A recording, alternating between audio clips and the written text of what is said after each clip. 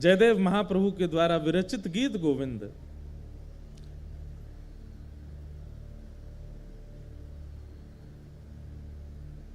भैया वो भक्तमाल ग्रंथ कहाँ है? श्री भक्तमाल जी में जयदेव महाप्रभु के जब चरित्र का वर्णन श्री नाभा जी करते हैं तो वहां वर्णन करते हुए जो छप्पे गाया है, उस छप्पे में श्री नाभा जी स्पष्ट रूप से इस बात को सबको बता रहे हैं। क्या? जयदेव कवि नभ चक्कवे खंड मंडलेश्वर आन कवि प्रचुर भयो तिहु लोक गीत गोविंद उजागर। बहुत ध्यान से सुनिएगा आज, क्योंकि गीत गोविंद, कल भी गीत गोविंद हमने गाया, आज भी गीत गोविंद, और महाप्रभु जी को इतना प्रिय है, इतना प्रिय है, उसके बारे में थोड़ी हम चर्चा करें। प्रचुर भयो तिहु लोक गीत गोविंद उजागर। गीत गोविंद की महिमा केवल पृथ्वी पर नहीं है। एक बार की बात है कि एक राजा थे, उन राजा के यहां पर देवता भी आते थे, गंधर्व भी आते थे, पाताल लोक के नाग नागिन भी आते थे। तो एक बार उन राजा के उस सभा में, सब लोग इधर देखो, बहुत ध्यान से सुनो, देवी देवता गंधर्वजन और पाताल लोक के, रसातल लोक के, यम लोक के सब जीव भी वहां आए हुए थे, सब देवी देवता आए हुए थे।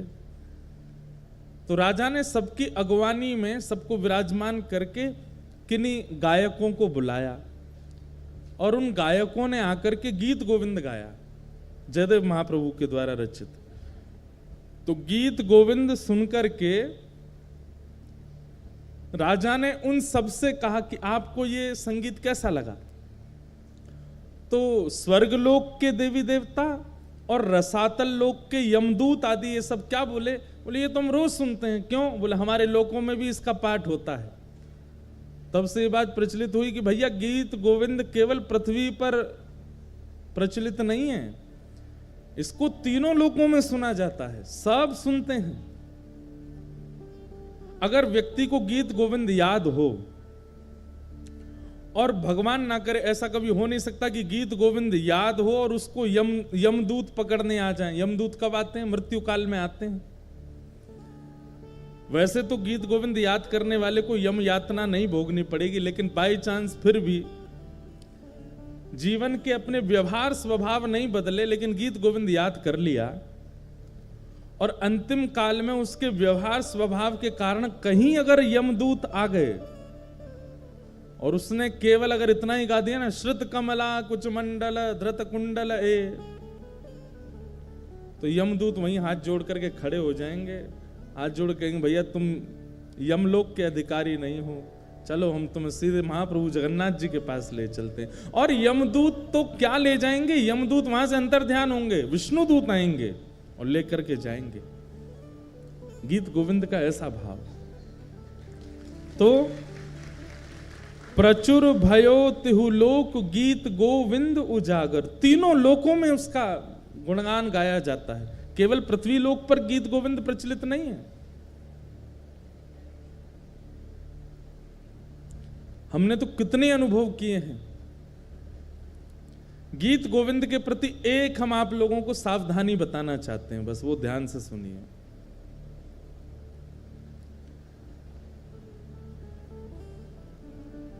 वैसे तो ये सावधानी रखने वाली बात भी है, लेकिन कई लोग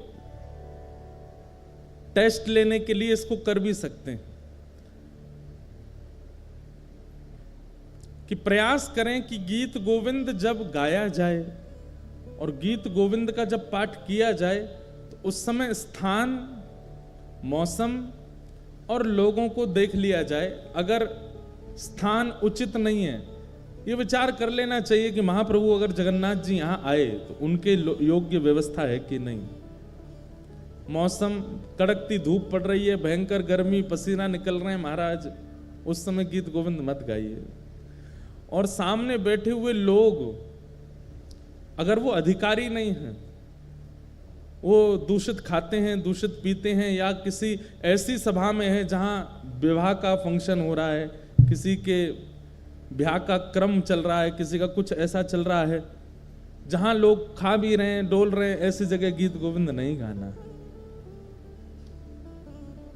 अधिकार का विचार करके गीत गोविंद का प्रस्तुतिकरण और गायन करना। अब ये भागवत की कथा है, यहां सब योग्य बैठे हैं, महाप्रभु जी विराजमान है, भागवत जी विराजमान है, इतने सारे वैष्णव विराजमान, यहां गीत गोविंद गाएं, ठाकुर जी आएंगे, विराजेंगे। क्योंकि अष्टपदी अभ्यास करे तही बुद्धि बढ़ावे, और श्री राधा रमण प्रसन्न सुनन निश्चित तह आवे। श्री नाभाजी कह रहे हैं, जगन्नाथ महाप्रभु तो राधा रमण जी जगन्नाथ जी में कोई अंतर नहीं है, लेकिन यहां पर जो शब्द कहा गया है वो सुनिए, श्री राधा रमण प्रसन्न सुनन निश्चित तह आवे। निश्चित शब्द लगा करके श्री नाभाजी ने इस बात को प्रमाणित कर दिया कि गीत गोविंद अष्टपदी का एक अक्षर भी जब प्रारंभ होता है, ठाकुर जी उसी समय आ जाते, आकर के बैठ जाते और पूरा सुनते। तो इसमें विचार ये रखना चाहिए कि अष्टपदी कहीं भी ना गाई जाए, कभी भी इसका वाचन ना किया जाए। कई बार ऐसा होता है कि हम लोग सफर कर रहे हैं, गाड़ी में बैठे हैं, और गाड़ी में बैठे बैठे आपको, कई लोगों को आदत होती है कीर्तन सुनने की, भजन सुनने की। अब उस समय अगर आपने ट्रैप रिकॉर्ड में गीत गोविंद चला दिया और गाड़ी पूरी पैक बैठी है, ठाकुर जी कहाँ बैठेंगे बेचारे आके? ठाकुर जी कहेंगे भैया ऊपर इसके कैरियल भी नहीं है, कहाँ लटक जाएं हम। अच्छा, ये निश्चित है कि ठाकुर जी आएंगे, तो ठाकुर जी को श्रम होता है, बेचारे लटकते हुए सुनते हैं, लेकिन सुनते जरूर हैं। अच्छा, इसमें एक चीज हम कह सकते हैं कि जैसे सीडी में चल रहा है, किसी का गाया हुआ चल रहा है, मतलब आधुनिक यंत्र से अगर गीत गोविंद गाया जा रहा है तो ठाकुर जी हो सकता है नहीं आते होंगे, लेकिन कोई भक्त बैठ करके गाता होगा तब तो ठाकुर जी निश्चित आते हैं। तो इसलिए उस समय सावधानी रखो, गाने में कोई अपराध नहीं लगेगा आपको। भक्तमाल जी में एक लीला आती है कि एक माली की बेटी थी, उसको गीत गोविंद याद हो गया। वो गीत गोविंद कब गाती थी? जब अपने बगीचे में बैगन तोड़ने जा रही थी एक दिन। अब बैगन तोड़ने के लिए जा रही थी तो सघन वन था, वहां कांटे लगे हुए थे। अब वो तो बच बचा के निकल रही थी अंदर और गाती हुई जा रही थी। महाप्रभु जगन्नाथ जी व्याकुल हो गए, कोई गीत गोविंद गा रहा है। तुरंत दौड़े ठाकुर जी, और ठाकुर जी इतने रसिक हैं गीत गोविंद के कि ऐसे नहीं कि दूर बैठ के सुन लिया, कोई गा रहा है तो वहीं से नहीं, सामने बैठ के सुनते हैं, श्रोता का पूरा निभाते हैं नियम। अब वो तो सघन वन में कुंजों में घुसती जा रही थी। महाप्रभु जगन्नाथ जी सोचे कहां से आ रही आवाज, इनमें ये कांटों के वृक्ष लगे हैं, बेल छाई है, इसमें भीतर घुसी हुई है, वहां से बैगन तोड़ती हुई गा रही है। महाप्रभु जगन्नाथ जी हैं भी खूब विशाल, खाते पीते घर के हैं, मोटे ताजे हैं। अब जैसे ये घुसे भीतर, सोचो कभी कभी इमेजिन करो इनके स्वरूप को, ये कैसे घुसे होंगे भीतर। जैसे ही भीतर पहुंचे तो कहीं कहीं से तो वस्त्र फट गए इनके, कहीं पर कांटे लग भी गए, लेकिन मधुर मुस्कान ठाकुर जी सुन रहे हैं। कभी कभी लगता है कि महाप्रभु जगन्नाथ जी 24 घंटे प्रसन्न मुद्रा में ही रहते हैं। क्यों? क्योंकि 24 घंटे कहीं ना कहीं गीत गोविंद चलता ही रहता है, इसलिए ठाकुर जी प्रसन्न रहते हैं, इतना प्रिय है ठाकुर जी को। तो महाप्रभु जी उसका गीत गोविंद सुन रहे थे, बड़े भाव से गा रही थी। जैसे गीत गोविंद विश्राम हुआ, महाप्रभु जी दौड़े मंदिर के लिए, मंदिर में जाकर के विराजमान हुए। तभी पुजारियों ने देखा बलभद्र जी सुभद्रा जी के वस्त्र तो बिल्कुल बढ़िया हैं और ये इनके अस्त व्यस्त हो गए, फट गए जगह जगह से। पूछा, हे महाप्रभु जी, ये आपके वस्त्र कैसे फट गए? तब महाप्रभु जी ने ये भाव बताया कि मुझे गीत गोविंद बहुत प्रिय है, और कोई व्यक्ति कभी कहीं गाता है तो मुझे, मेरा मन होता है कि मैं वहां पहुंच जाऊं। अभी कहां गए थे? तो बताया, बोले एक माली की बेटी है, बैगन तोड़ के गाती है, मैं घुस गया भीतर, फट गए मेरे वस्त्र।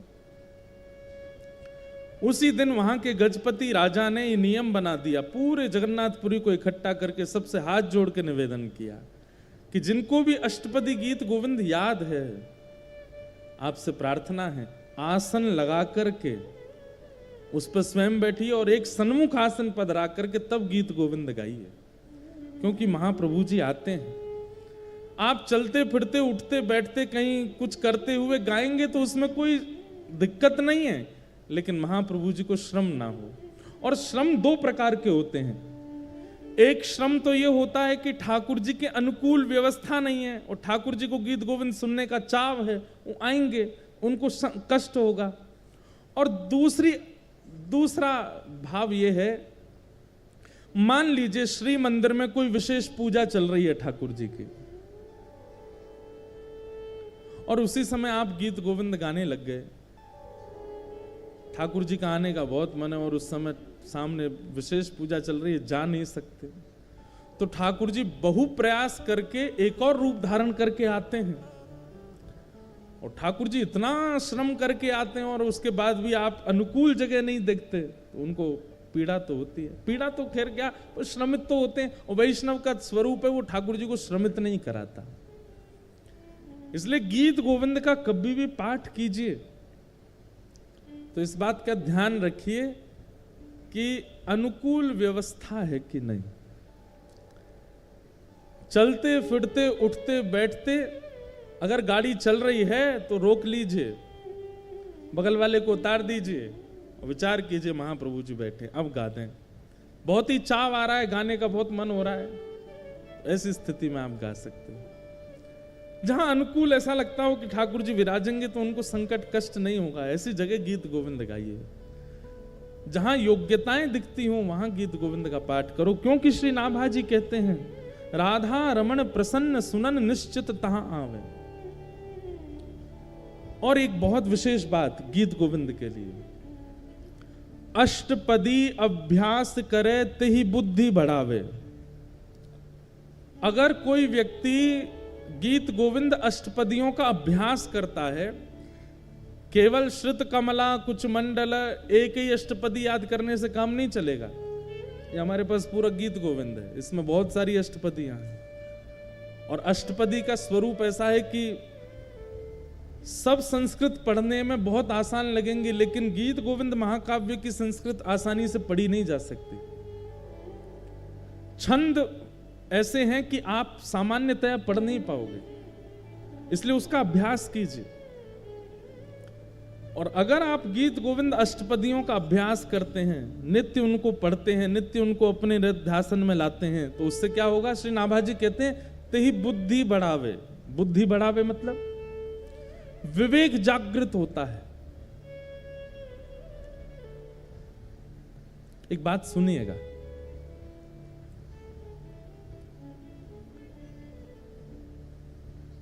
तीन प्रकार के दुख होते हैं जीवन में, बहुत ध्यान से सुनिए। तीन प्रकार के दुख होते हैं, कर्म, काल और स्वभाव। सबसे पहले दुख का कारण क्या है? हमारा कर्म। हम जैसा करते हैं हमको भोगना पड़ता है, चाहे कितना भी बड़ा व्यक्ति हो, अगर उसने गलत किया है उसको भोगना पड़ेगा। हां, ऐसा होता है कि आपने अगर गलती की और बाद में आपको उसका आभास हो गया कि मैंने गलत किया, और उसका अगर आपने प्रायश्चित किया तो गलती से मिलने वाला जो आपको दंड है वो 40% कट जाएगा, 60% तो फिर भी भोगना पड़ेगा। नाम जप से 30% और घट जाएगा, 30% तो भोगना पड़ेगा। और फिर जीवन के स्वभाव व्यवहारों को सुधारने से 20% और घट जाएगा, 10% फिर भी भोगना पड़ेगा। और 10% जब बच जाए तो अगर वैष्णव बुद्धि होगी आप उसको स्वीकार करके भोग लोगे, आप उससे भागोगे नहीं। मेरा कर्म है, अब आ रहा है तो आने दो, 10% तो भोग ही लोगे। तो पहले दुख का कारण कर्म, दूसरे दुख का कारण है काल, समय।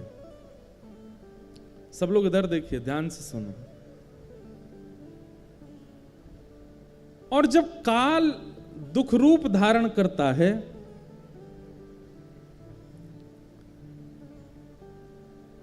तो काल क्या करता है? मति का हरण कर लेता है। व्यक्ति का जब समय खराब आता है ना, तो कितना भी बुद्धिमान हो उसकी बुद्धि उल्टी हो जाती है। भगवान स्वयं गीता में अर्जुन को कहते हैं कि जब मुझे किसी के ऊपर बहुत देख के लगता है ना कि भाई बहुत फूल लिया, अब तू आजा चपेटे में आओ हमारे में, तो हम क्या करते हैं? कुछ नहीं करते, केवल उसकी बुद्धि का हरण कर लेते हैं। उसकी सोच ही पलट जाती है। उसने इतनी कथाएं सुनी, इतना ज्ञान, इतने गुरुजनों से उसने सब कुछ सीखा, लेकिन अपने जीवन के व्यवहार स्वभाव को नहीं बदलता है, तो फिर ठाकुर जी काल का जब दुख आता है तो मति का हरण कर लेता है। कितनी बड़ी बात है। अगर कोई व्यक्ति गीत गोविंद का नित्य पाठ करता है, अष्टपदी का अभ्यास करता है, जीवन में ऐसी स्थिति नहीं आएगी कि उसकी मति का हरण हो। ठाकुर जी फिर उसकी मति का हरण नहीं करते।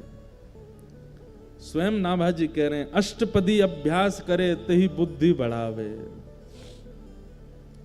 अगर कोई नित्य अष्टपदी का अभ्यास करता है, गीत गोविंद का अभ्यास करता है, उसकी मति का हरण नहीं, मतलब उसके जीवन में काल का दुख नहीं आएगा, समय का दुख नहीं आएगा। इतना प्रिय है ठाकुर जी। आहा,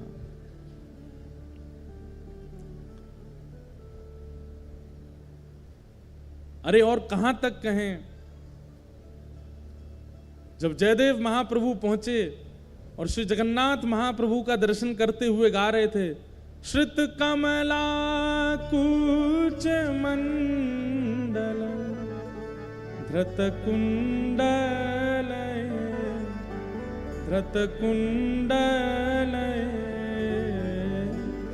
कलित ललित वनमाल तक पहुंचे थे। बस गाना तो चाह रहे थे जय जगदीश हरे, लेकिन श्री जगन्नाथ महाप्रभु अपने मधुर अधरों से गाने लगे, जय जय देव।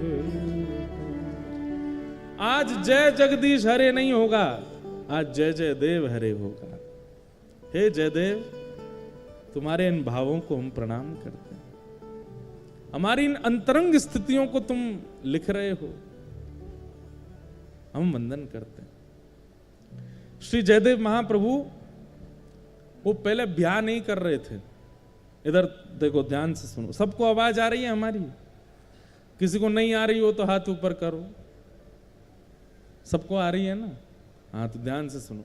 जयदेव महाप्रभु पहले ब्याह नहीं कर रहे थे, और ये निश्चित होता है कि जिसके अंदर भक्ति मात्रा में आ जाती है वो ब्याह से भागता है।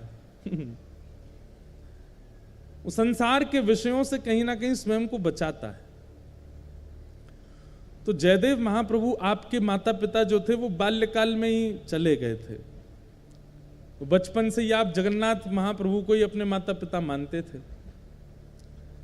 जब जगन्नाथ भगवान का इन्होंने दर्शन किया, तो दर्शन करने के बाद में इनके मन में भाव आया कि मैं एक नियम धारण कर लेता हूं। क्या?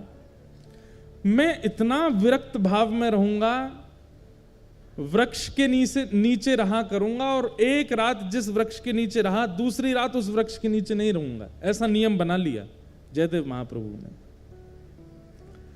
गीत गोविंद इतना प्रिय लेखनी से नहीं बना है, इतना प्रिय शब्दों से नहीं बना है, इतना प्रिय जगन्नाथ जी को रचयिता की वजह से बना है। शब्द तो संस्कृत के हैं, मैं भी लिख सकता हूं, आप भी लिख सकते हो। कई बार सब्जी अच्छी नहीं बनी है, लेकिन किसने बनाई है? पत्नी ने बनाई है, तो अच्छी बतानी पड़ती है। कैसी बनी? बहुत अच्छी बनी, बहुत बढ़िया बनी है। अरे चलो, पत्नी तो रोज बनाती है, पति ने बनाई है। हाँ, पति कभी कभी भोजन रसोई घर में घुस जाता है तो गैस चूल्हा सब घबरा जाते हैं, बोले आज हमारी शामत है, आ गया, अब बनाएगा कुछ। तो जब पति रसोई घर में जाता, उस दिन सबसे ज्यादा खुश होती है पत्नी, और बच्चे तो कूदते रहते, आज पिताजी बनाएंगे कुछ। तो पतिदेव कैसा भी भोजन बनावे, पत्नी जब पाती है तो क्या कहती, बहुत अच्छा बना, बहुत अच्छा, सब कुछ। पत्नी को पता चल जाता है इसमें नमक कम है, नींबू भी कम है, थोड़ी सी मिर्च ज्यादा हो गई है। बच्चों को कहती है नहीं नहीं इसका पेट भरा, इसको मैं दोबारा खिलाऊंगी, वो फिर बाद में सही करके बच्चों को खिलाती है। लेकिन पति से क्या बोलती है, बहुत अच्छा बना है।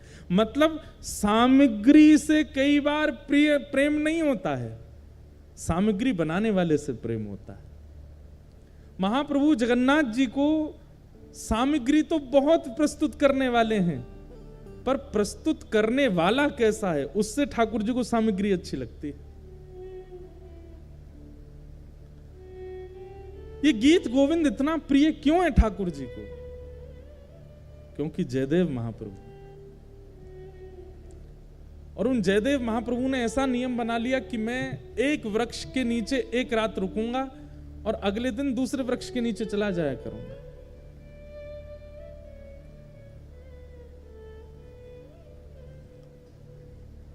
महाप्रभु जगन्नाथ जी को बड़ी चिंता रहती है जयदेव जी की। उनको लगा कि बताओ, मेरा इतना प्रिय जयदेव, उसकी रचना मुझे इतनी प्रिय कि ठाकुर जी आज भी गीत गोविंद ओढ़ के सोते हैं, हृदय से लगा के सोते हैं। अरे भाई, कोई प्रेम का निर्वहन 10 साल कर ले, 20 साल कर ले, 50 साल कर ले, 60 साल कर ले, श्री जगन्नाथ महाप्रभु 1000 साल से अपने प्रेम का निर्वहन कर रहे हैं। एक भी रात पिछले 1000 सालों में ऐसी नहीं गई है जिसमें महाप्रभु जगन्नाथ जी गीत गोविंद को लपेट करके ना सोए। हर रात गीत गोविंद को अपने हृदय से लगा के सोते हैं।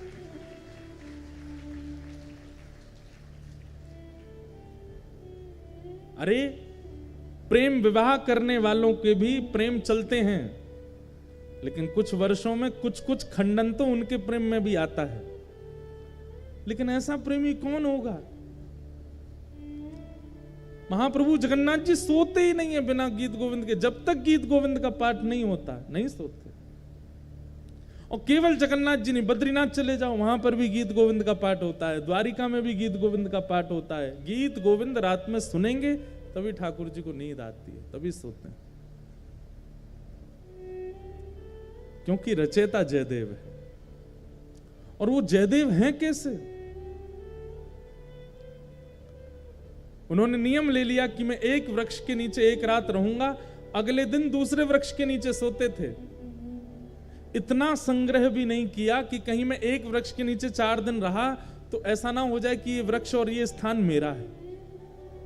लेकिन महाप्रभु जी को चिंता होती है जयदेव महाप्रभु की, मेरा जयदेव एक वृक्ष के नीचे सोता है। इतनी बड़ी रचना गीत गोविंद करने वाला एक वृक्ष के नीचे सोता है।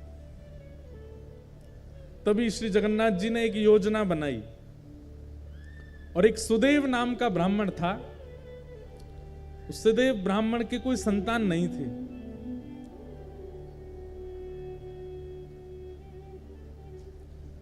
सब लोग बहुत ध्यान से सुनो, बहुत अच्छी कथा है। ठाकुर जी पहले ही योजना बना लेते हैं।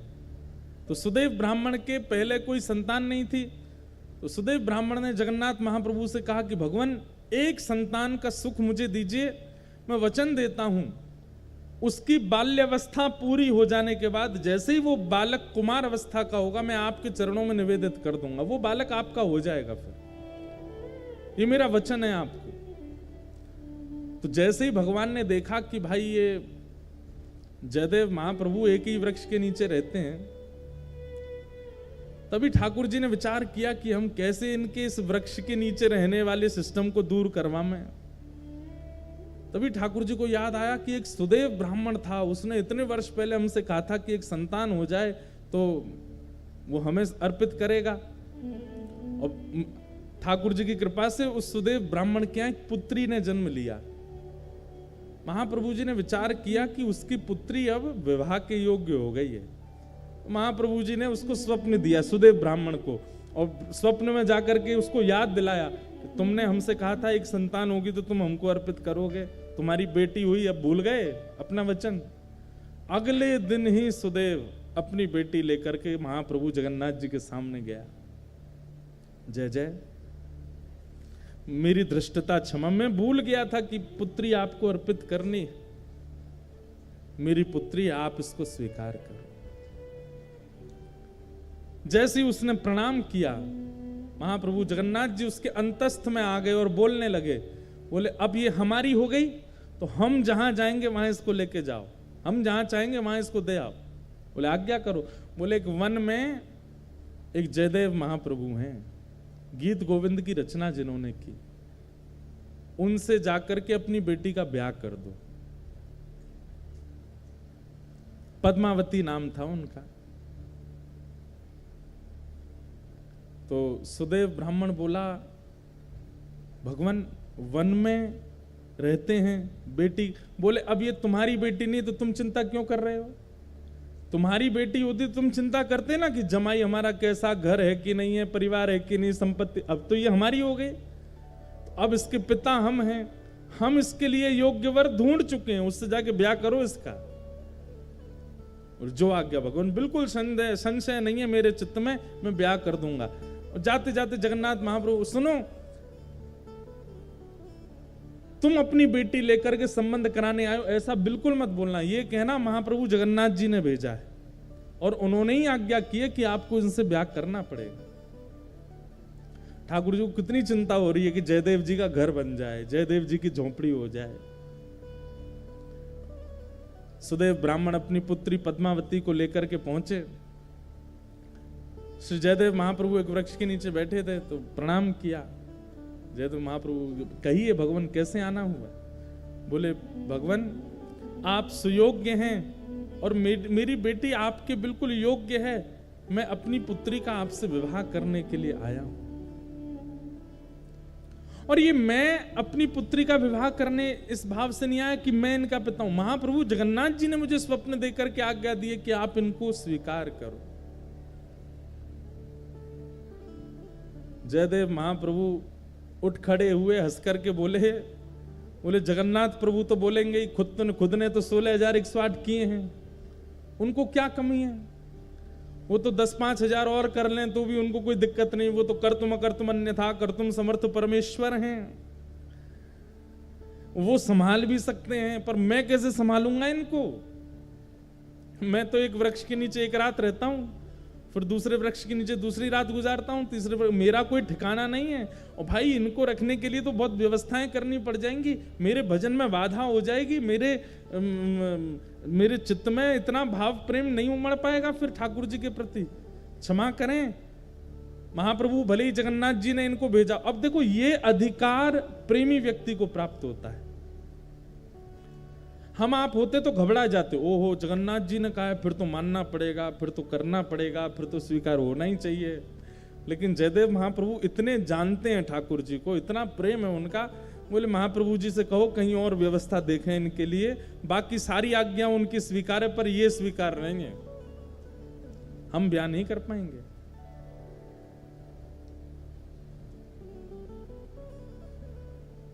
और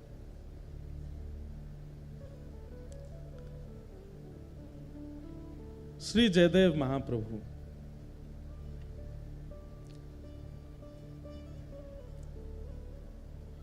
मना कर देते हैं, नहीं करेंगे। अरे आप कैसे व्यक्ति हैं, महाप्रभु जी की आज्ञा नहीं मान रहे हो, जगन्नाथ जी की आज्ञा नहीं मान रहे हो? बोले हमें स्वीकार है, हम बिना आज्ञा के ही रह लेंगे, लेकिन ये नहीं करेंगे। एक बार को तो सुदेव ब्राह्मण को क्रोध आ गया, बोले भगवान की आज्ञा ना मानने वाले को हम कैसे दे सकते हैं, चल बेटी। अपनी पुत्री को उठाने लगे तो पुत्री बैठ गई। बोले नहीं, महाप्रभु जी ने आज्ञा की है कि तुम इनकी हो, मैं तो इनको सर्वस्व दे चुकी हूं, मैं तो इनको अपना मान चुकी हूं, ये भले ही मुझे स्वीकार ना करें। पिताजी अब आपका कर्तव्य नहीं है, मेरे परम पिता जगन्नाथ जी ने मुझे इनको सौंपा है, अब मैं इन्हीं की हूं, चाहे मुझे स्वीकार करें चाहे नहीं करें। जयदेव महाप्रभु बोले वाह, ऐसा समर्पण तो हमने नहीं देखा भैया। अरे तुम्हारे पिता कह रहे हैं चलो तुम, बोले नहीं महाप्रभु जी ने आपको अर्पित किया, अब तो मैं आपकी। जयदेव महाप्रभु बोले छोड़ जाओ इनको, 2-3 दिन हमारी दिनचर्या देखेंगे, खुद ही भाग जाएंगी ये। लेकिन पद्मावती का ऐसा त्याग, जयदेव महाप्रभु अगर उस वृक्ष के नीचे बैठे हैं तो उनके सन्मुख वाले वृक्ष पर बैठ जाती और उनको अपलक नेत्रों से देखती। जैसी दिनचर्या अब भाई वन में रहते हैं, वन में सांप भी है, बिच्छू भी है, कातर भी हैं, ना जाने कितने सारे जीव आ जाते हैं, लेकिन सब स्थितियों में बिल्कुल अनुकूल रह करके अपने श्री जयदेव जी को देखती रहती।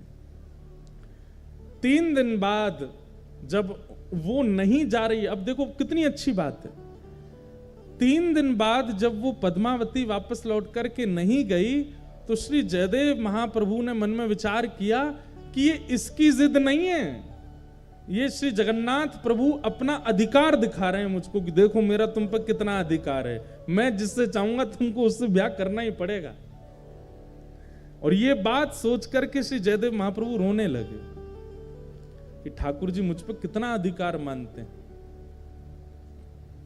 कि मेरे 5 बार मना करने पर भी ये कन्या अपनी स्थान से हिल नहीं रही। इसकी सामर्थ्य नहीं है कि ये वन में रह सके, इसकी सामर्थ्य नहीं है वृक्ष के नीचे रह सके, इसने कहां तपस्या देखी है, लेकिन इसको ये सामर्थ्य कौन प्रदान कर रहा है? महाप्रभु जी। जयदेव महाप्रभु ने जब इसको अधिकार माना कि ये जगन्नाथ जी का अधिकार है मेरे ऊपर, और अधिकार मान करके पद्मावती से कहा मैं तुम्हारा वर्ण करूंगा, चलो। और तब पद्मावती से ब्याह किया, और ब्याह करने के बाद कहा देवी अब तुम तो ऐसे वृक्ष के नीचे रहती अच्छी नहीं लगती, चलो। और फिर बंगाल का जन्म था महाप्रभु जी का। अब पता नहीं, अब ऐसा भी कहते हैं कि वो स्थान उड़ीसा में ही आता है, कई कहते हैं पहले बंगाल में था अब उड़ीसा में, ऐसा कुछ है। केलुबिंद नाम का एक स्थान है, और वहाँ अपनी पत्नी के साथ गए और गांव के बाहर ही एक झोंपड़ी बना करके अपनी पत्नी के साथ जयदेव महाप्रभु रहते थे। अब ठाकुर श्री जगन्नाथ जी को शांति पड़ी कि हाँ अब ठीक है, झोंपड़ी में रहता है, अब कम से कम धूप, वर्षा, सर्दी, गर्मी, जीव जंतुओं से सुरक्षित तो है, कोई दिक्कत नहीं। महाप्रभु जी ने, जयदेव महाप्रभु महाकाव्य गीत गोविंद की रचना की।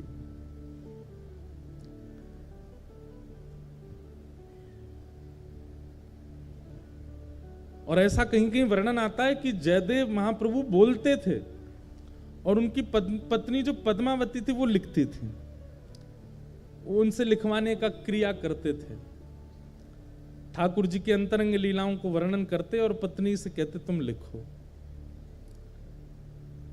दोनों दंपति मिलकर के महाप्रभु जगन्नाथ जी के यश का गान कर रहे हैं, ठाकुर जी की लीला का स्मरण कर रहे हैं।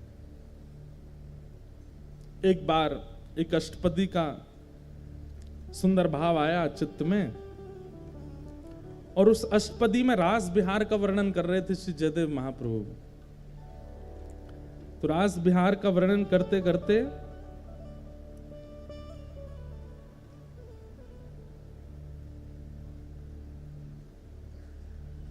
वदसि यदि किंचिदपि दंतरुचि कौमुदी हरति दरति मिरत मति घोरम।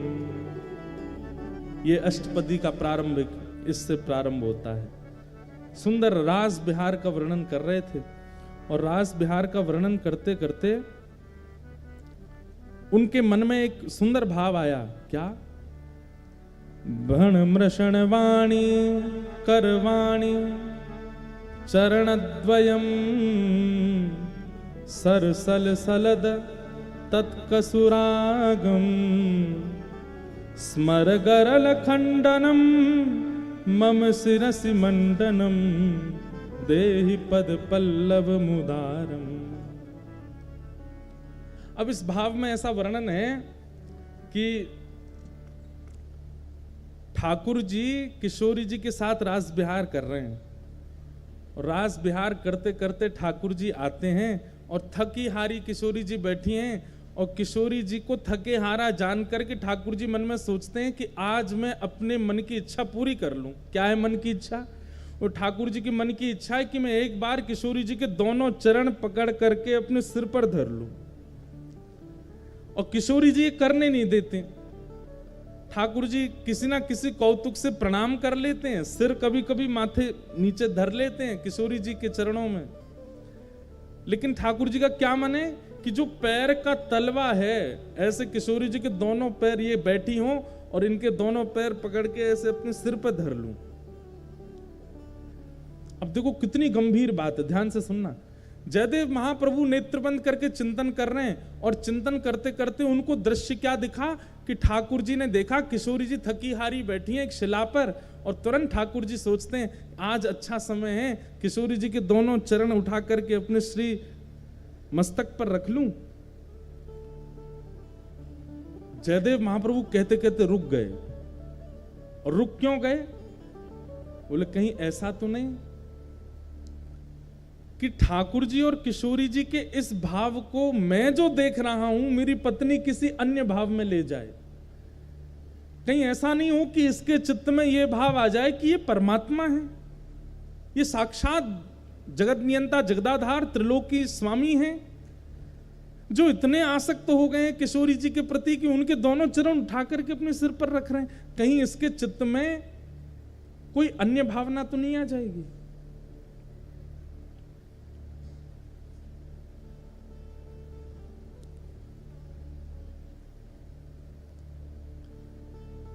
बोलते बोलते जयदेव महाप्रभु रुक गए और तुरंत मन में विचार किया कि मैं अपना नित्य क्रम करे आता हूं और इसको मैं थोड़ा परिवर्तित करके बोलूंगा, ऐसा कोई भावना आवे जिससे इसके चित्त में कोई दुर्भाव प्रकट हो जाए।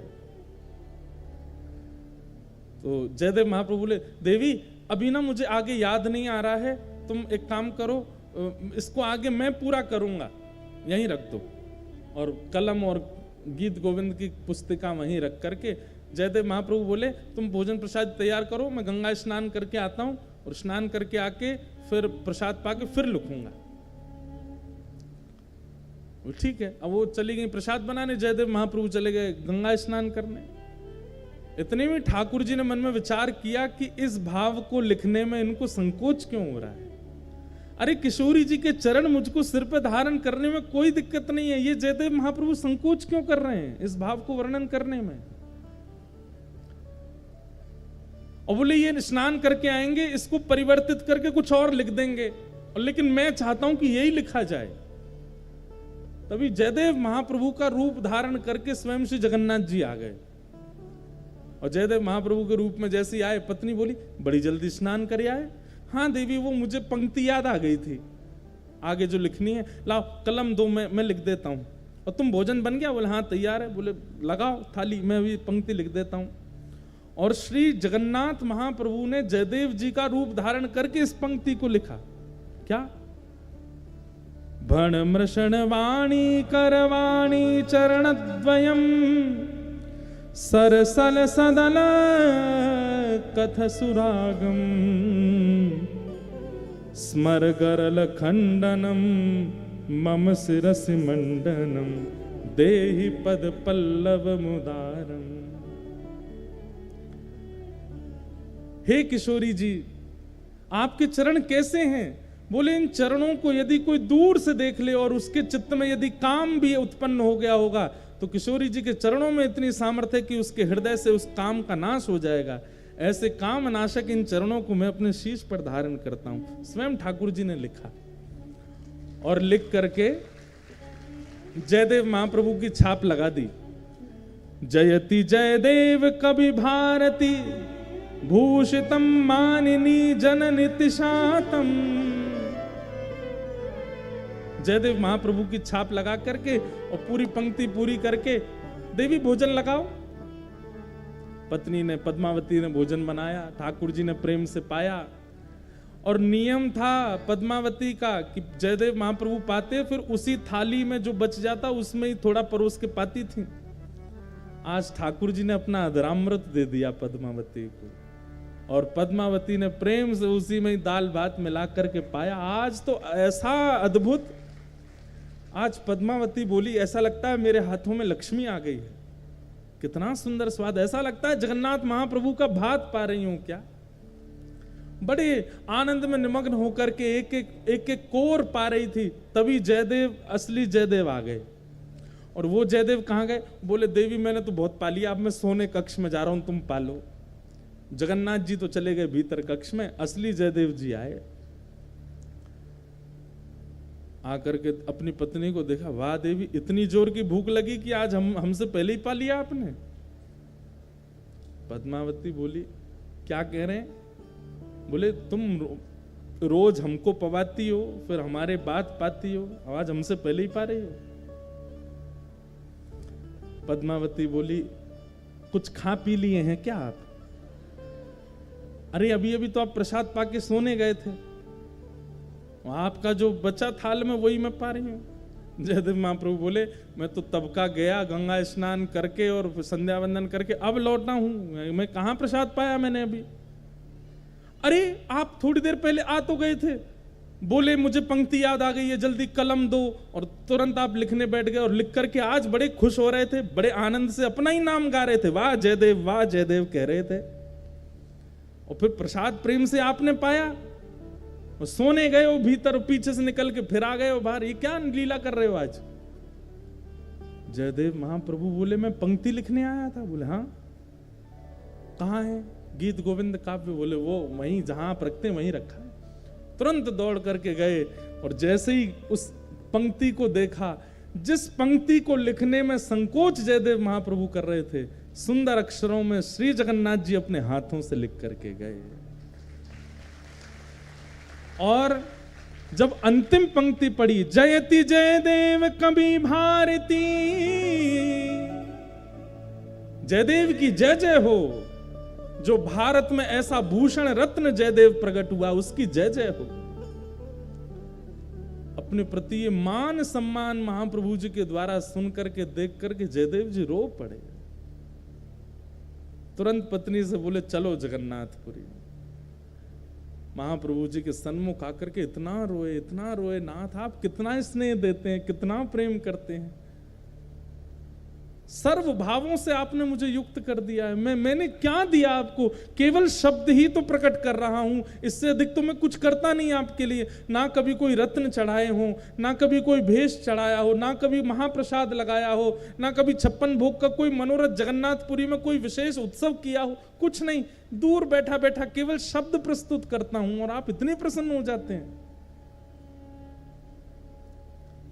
जयदेव महाप्रभु को देख करके जगन्नाथ जी कहते हैं, ये सबसे प्रिय भोग है मेरा, जब कोई भक्त अपने शब्द प्रकट करता है, ये मुझे सबसे ज्यादा प्रिय लगता है। इसलिए भैया, ये गीत गोविंद महाकाव्य, इसको सामान्य स्तुति मत समझिएगा।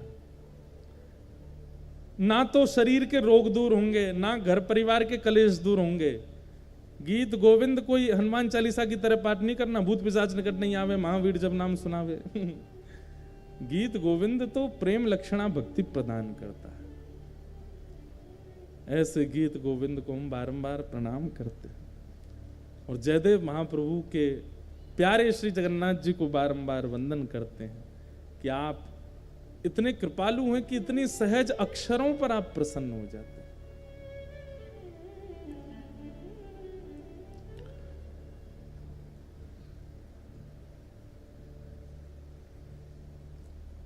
आज आधी से ज्यादा कथा तो गीत गोविंद पे ही हो गई, लेकिन अच्छा है ना, महाप्रभु जी को प्रिय है।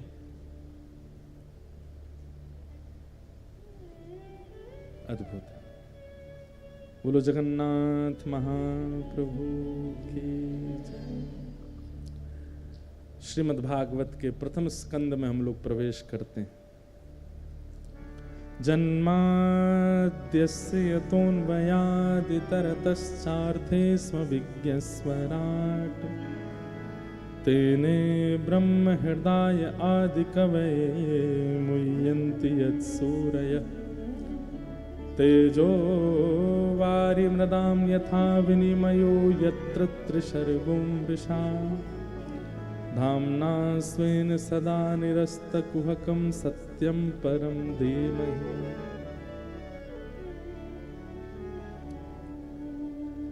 श्री जयदेव अब देखो एक बात मेरे को अब आ रही है रह के याद, तो मैं क्या करूं बताओ। मैं तो चाह रहा हूं कि, लेकिन जयदेव महाप्रभु का एक प्रसंग हमने पढ़ा है। जो लोग कहते हैं कि ठाकुर जी हमको वृंदावन नहीं बुलाते या हमको वृंदावन में नहीं, इतने साल हो गए हमको वृंदावन नहीं जाने को मिल रहा है, आदि आदि लोग भाव रखते हैं। श्री जयदेव महाप्रभु भी पूरा जीवन व्यतीत करने के बाद वृंदावन गए, अपने अंतिम दिनों में वृंदावन पहुंचे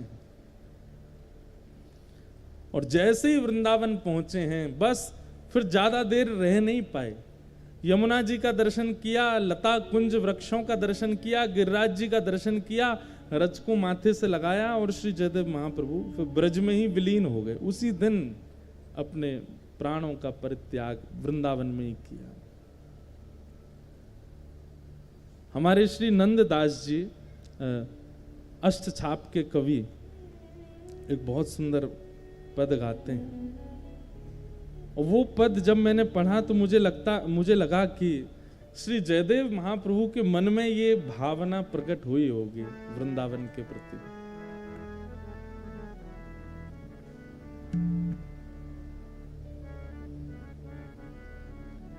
क्यों ना भये हम मोर वृंदावन, क्यों ना भये हम मोर वृंदावन, क्यों ना भये हम मोर वृंदावन, क्यों ना भये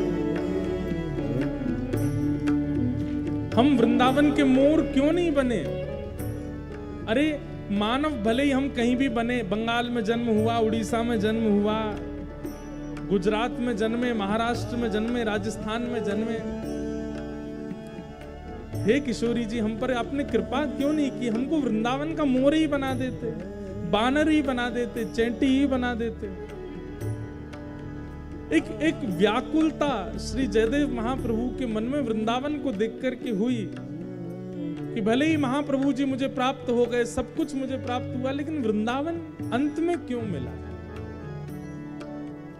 हाँ क्यों ना भये हम मोर वृंदावन, क्यों ना भये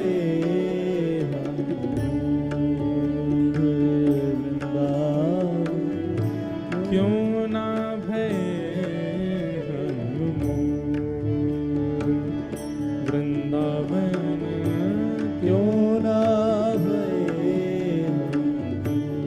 अगर मोर बन जाते तो क्या करते वृंदावन में। करत निवास गोवर्धन ऊपर, करत निवास गोवर्धन ऊपर, करत निवास गोवर्धन ऊपर, करत निवास गोवर्धन और निरखत नंद किशोर, निरखत नंद किशोर,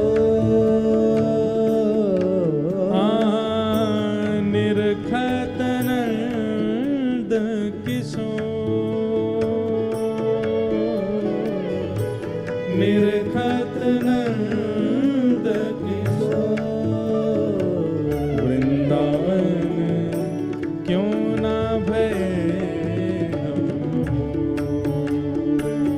वृंदावन, क्यों ना भये। देखो ये पद मुझे नहीं गाना है, ये मेरे लिए है भी नहीं है, आपके लिए है, लेकिन दुर्भाग्य मैं ही गा रहा हूं। आपको गाना चाहिए। हम तो वृंदावन के मानव हैं, हमको मोर क्यों बनना है। हम तो वहां जन्म के इंसान बन के आए। हम पे तो इतनी बड़ी कृपा है ठाकुर जी की, किशोरी जी की बहुत बड़ी कृपा है, जगन्नाथ महाप्रभु की बहुत बड़ी कृपा। इतनी कृपा किसी पर हो नहीं सकती जितनी इस दास पर। भगवान करे कोई की नजर नहीं लग जाए।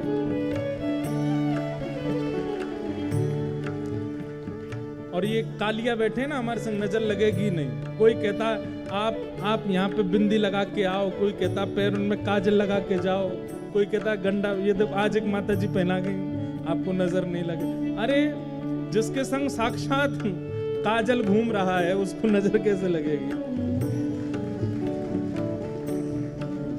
तो ये भाव मुझे नहीं गाना है, मैं तो मानव हूं वृंदावन का, आपको गाना है।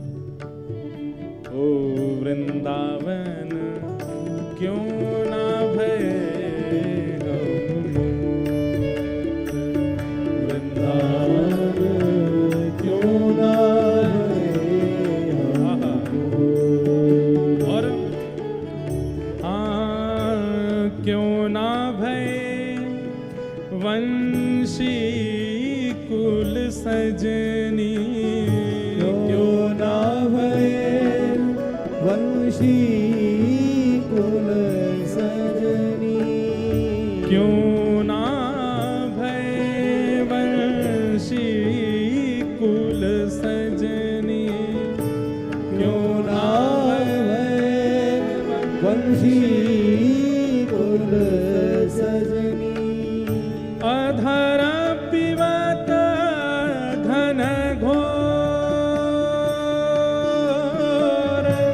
अधर पिबत घन घोर,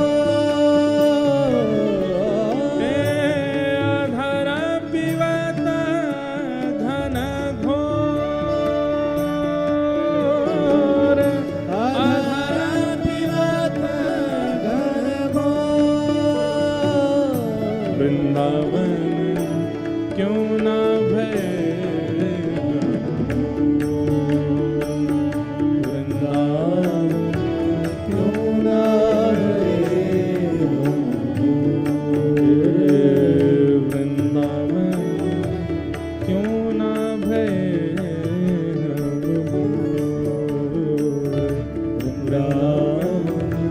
क्यों ना भय।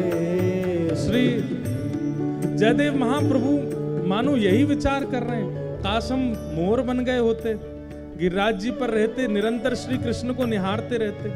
काश हम वंशी कुल में जन्मे होते, ठाकुर जी के अधर पर बैठ। अरे इतने मंदिर हैं वृंदावन में, कहीं वंशी बन के आते, किसी मंदिर में किसी ठाकुर जी के अधर पर तो लग जाते।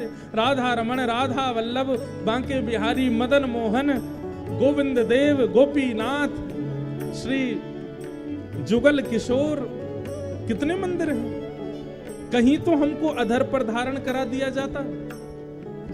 और फिर तीसरी बात क्या कह रहे हैं, क्यों ना भय गुंजा बन बेली, क्यों ना भय गुंजा बन बेली। हम किसी वन के पुष्प क्यों नहीं बने, हम किसी वन की गुंजा माला क्यों नहीं बने। क्यों ना भय गुंजा बन बेली, क्यों ना भय गुंजा बन बेली। रहत श्याम जू की ओर, रहत श्याम जी की ओर, रहत श्याम जू की ओर, रहत श्याम जी की ओर। क्यों ना भय मकरा कृत कुंडल, क्यों ना भय मकरा कृत कुंडल, क्यों ना भय मकरा कृत कुंडल, क्यों ना भय मकरा कृत कुंडल। श्याम श्रवण झक झोर, श्याम श्रवण झक झोर। अरे हम मकराकृत कुंडल बन गए होते, श्री ठाकुर जी के कर्णों से लग जाते, निरंतर उनके कानों पर ही विराजमान रहते, कहीं से तो सामीप्य मिलता। वृंदावन क्यों ना भय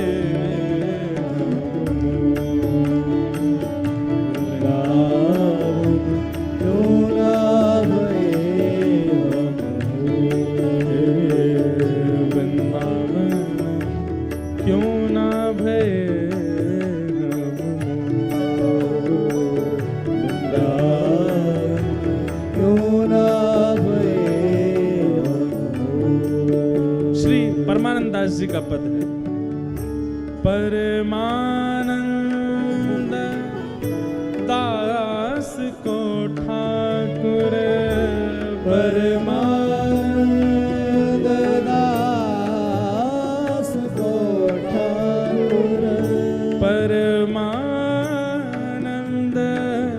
दास को ठाकुर, परमानंद दास को ठाकुर, गोपीन के चित चोर, गोपीन के चित चोर, गोपीन के चित चोर, गोपीन के चित चोर, वृंदावन क्यों ना भय वृंदावन क्यों ना भये वृंदावन क्यों ना भय वृंदावन क्यों ना भये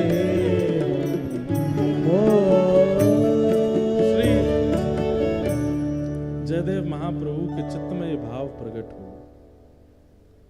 भले ही हम जयदेव बने, भले ही हमने गीत गोविंद की रचना की, महाप्रभु जी को खूब प्रसन्न किया। अच्छा, जयदेव महाप्रभु जहां जाते वहां वृंदावन प्रकट कर देते थे, लेकिन जब वास्तविक वृंदावन में आए तो कहते हैं कि वृंदावन देख करके, वृंदावन में भ्रमण करके महाप्रभु जी ने फिर वृंदावन में ही अपने आप को विलीन कर दिया। तब मेरे मन में ये, जब मैं भाव ये मैंने पढ़ा तो मेरे मन में आया कि जयदेव महाप्रभु को कैसी वेदना हुई होगी। तब परमानंद दास जी का ये पद स्मृति में आता है, वृंदावन क्यों ना भये हम मोर। अरे मानवों की बात नहीं है, मोरी बन गए होते, रहत गोवर्धन करत निवास गोवर्धन ऊपर, निरखत नंद किशोर, वृंदावन क्यों ना भये हम मोर। कितना सुंदर भाव है। अगली बार वृंदावन जाइए तो ये पद गाइएगा, ठाकुर जी से कहिएगा, नाथ इस बार हमारा जन्म चाहे कहीं हो गया हो, खूब धनवान संपत्तिवान आपने बना दिया हो, पर कृपा करना अगली बार ब्रज प्राप्त हो। आइए अब भागवत के विषय में प्रवेश करें। जन्माद्यस्य यतोऽन्वयादितरतश्चार्थे स्वविज्ञस्वराट्, तेने ब्रह्म हृदयादिकवये मुह्यन्ति यत्सूरयः, तेजो वारिमृदां यथा विनिमयो यत्र त्रिशर्गो मृषा, धाम्ना स्वेन सदा निरस्तकुहकं सत्यं परम धीमहि।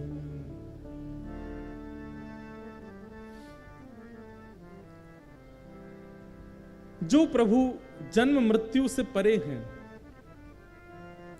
जो अविज्ञ हैं, अनविज्ञ नहीं, सब जानते हैं। महाप्रभु जगन्नाथ जी का जब आप दर्शन करने के लिए जानते हैं, आप इस बात को बिल्कुल विश्वास करके जाया कीजिए कि आपकी स्थिति उनको पता है। इसलिए कोई प्रेम भाव चित्त में आता है तो बोल दीजिए, कोई अनुमति चाहिए तो बोल दीजिए, लेकिन शिकायतें मत कीजिए ठाकुर जी से।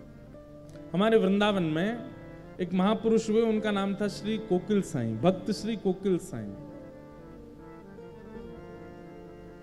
वो अपने ठाकुर जी के दर्शन किसी को नहीं कराते थे। पता है क्यों? बोले ये जीवात्मा कहीं मेरे लाल जी के पास जाके कुछ मांग ना ले, कहीं अपनी जीवन की सुख समृद्धि मांगेगा, लेकिन मेरे ठाकुर जी से कुछ मांगे ना। इसलिए जैसे कोई आदमी उनके पास आता, अरे आप महापुरुष हैं, हम पर थोड़ी सी कृपा कर दीजिए, तो उसको ले जा करके बैठाते, भोजन कराते, पानी पिलाते, ठंडा पिलाते, और उसको धन की जरूरत होती, धन भी नहीं नहीं आप अपने ठाकुर जी का दर्शन करा दो, हम तो उनसे ही प्रार्थना, नहीं नहीं उनके पास मत जाइयो लाला, ले तो जितने पैसा चाहिए तुम होते ले जा, भोजन प्रसाद पाओ, धन लेकर के यहां से चलते बनो, ठाकुर जी के पास मत जाओ। अपने ठाकुर जी का दर्शन नहीं कराते थे, क्यों?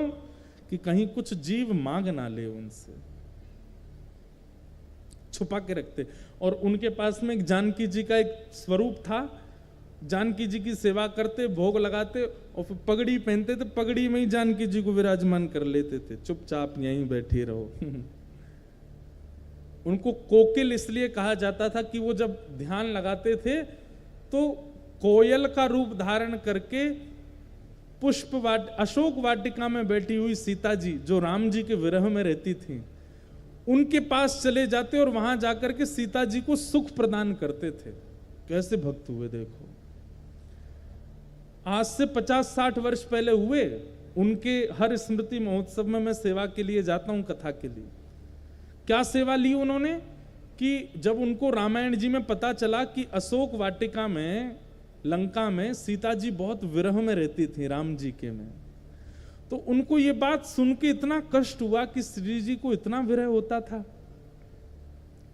तो उन्होंने क्या सेवा ली कि नेत्र बंद करके ध्यान लगा करके और रामायण जी के उस पुष्प अशोक वाटिका में जाते और अशोक वाटिका में जाकर के विरही सीता जी को सुख प्रदान करते, उनको राम जी की लीला सुनाते, राम जी की चर्चा सुनाते, राम जी के मधुर भाव सुनाते, सीता जी हंस जाती, खिलखिला जाती, तब लौट करके वापस आते। उनका वह पूरा ग्रंथ लिखा भी है हमारे श्री स्वामी अखंडानंद जी महाराज ने।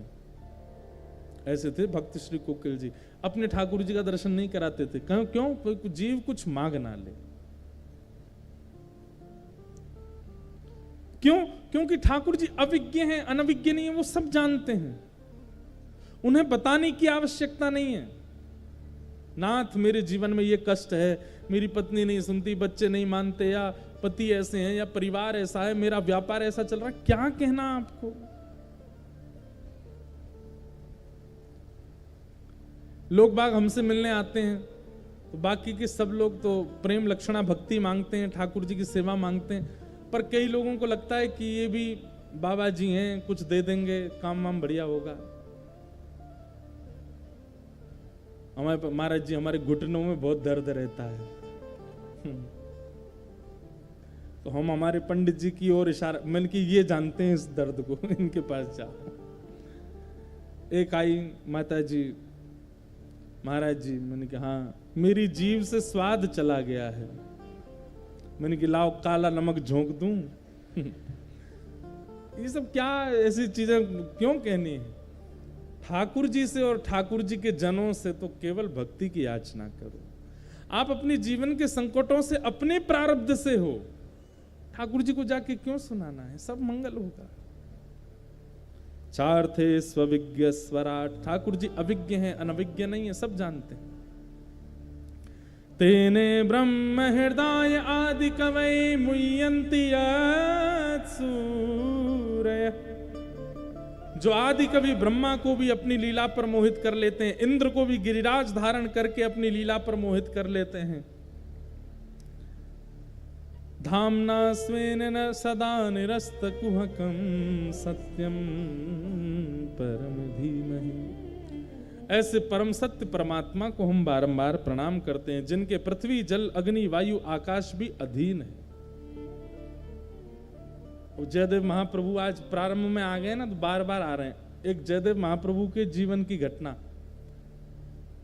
आपके जब पिताजी बाल अवस्था में ही चले गए तो कई लोगों तो सिंपैथी लेके जाते हैं, अरे बेचारे बिना माता पिता के हो गए, लेकिन कई चतुर लोग ऐसे होते हैं, वो उसका गलत फायदा उठाते हैं।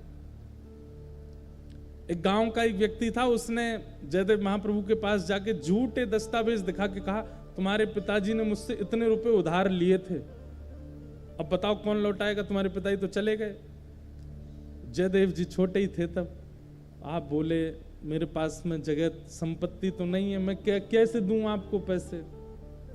एक ही तरीका, घर खाली करो अपना, ये हमको दे दो। जयदेव महाप्रभु हम कहाँ जाएंगे फिर? बोले अब तुम वो देख लो कहाँ जाओगे, ये भाई हमको तो पैसा चाहिए हमारा। तो जयदेव महाप्रभु बोले जिसमें शायद ठाकुर जी की इच्छा होगी, और उनका बहुत दिन से मन भी था कि मैं जगन्नाथपुरी जाऊं, तो उन्होंने मन बना लिया कि हम तो महाप्रभु जगन्नाथ जी के पास चले जाएंगे, घर इसको दे देते हैं, पिताजी ले गए होंगे उधार। जैसे ही उन्होंने घर अपना उसके हवाले किया, बोले ले लीजिए भैया इसको, ये आपका है।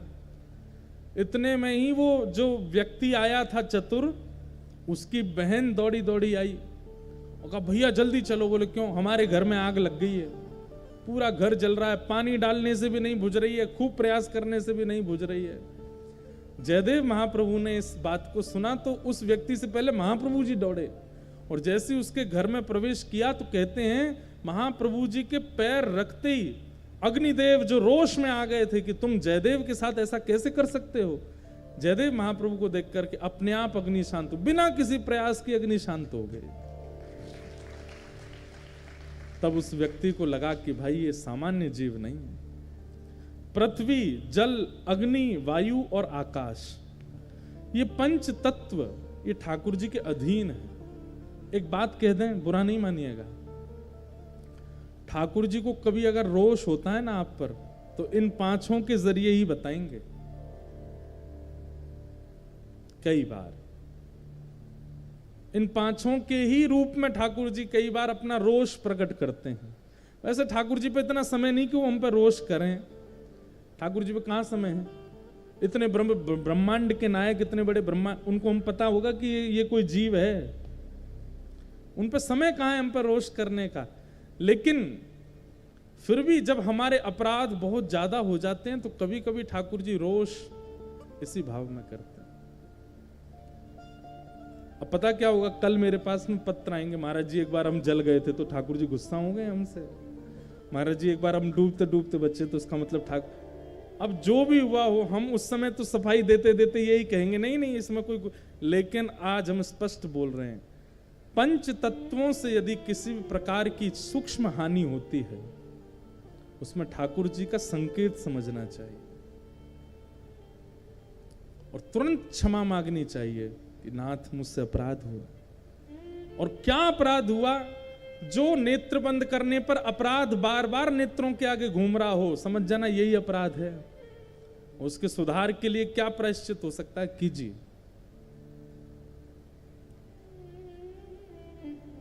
और इन पंच तत्वों से ठाकुर जी अपने वैष्णवों की रक्षा भी करते हैं। जयदेव महाप्रभु की जैसे ही चरण रखे अग्नि शांत हो गए।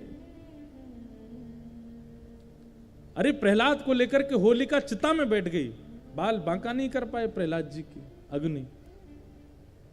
ये सब ठाकुर जी के अधीन है। तेजो वारी मृदाम यथा विनिमयो, अग्नि तेज, अग्नि जल वायु आकाश पृथ्वी जिनके अधीन है, ऐसे सत्य परम सत्य श्री कृष्ण को हम बारंबार प्रणाम करते हैं। सत्यम परम धीमहि, ऐसे परम सत्य को हम वंदन करते हैं। कि धर्म प्रोजित कैतवोत्र परमो निर्मत्सराणां सताम्, वैद्यं वास्तवमत्र वस्तु शिवदं तापत्रयोन्मूलनम्। श्रीमद्भागवते महामुनिकृते किं वा परैरीश्वर, सद्यो हृद्यवरुध्यते त्रिकृतभिः शुश्रूषुभिस्तत्क्षणात्। विषय, अधिकारी, संबंध और प्रयोजन, ये चार बातें दूसरे श्लोक में बताई जा रही हैं। सबसे पहला, भागवत का विषय क्या है?